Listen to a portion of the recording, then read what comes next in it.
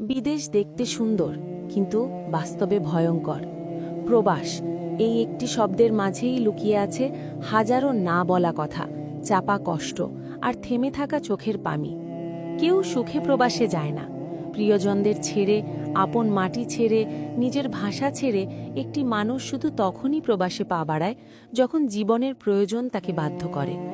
বাড়ি মাত্র 5 ঘন্টার পথ, অথচ সেখানে যেতে সময় লাগে 5 বছর। কি নির্মম বাস্তবতা! পরিবার, আত্মীয় স্বজন, নিজের মা বাবা, স্ত্রী, সন্তান সবই আছে, তবুও তাদের স্পর্শে পৌঁছতে যেন বছরের পর বছর পেরিয়ে যায়। প্রবাসী মানুষটা প্রতিদিন জাগে ভোরের আগে, কাঁধে নেয় হাজারো দায়িত্ব। দিনের পর দিন কাজ করে, রোদে পুড়ে, বৃষ্টিতে ভিজে, তবুও মুখে একটাই কথা, পরিবারের মুখে হাসি চাই। সে নিজের হাসি বিসর্জন দিয়ে পরিবারের সুখ কিনে আনে বিদেশের মাটিতে। কেউ নেই পাশে, নেই কোনো আপনজনের কাঁধে মাথা রাখার সুযোগ। ছোট একটি অসুস্থতা, সামান্য মন খারাপ, সবই একা একা সহ্য করতে হয়।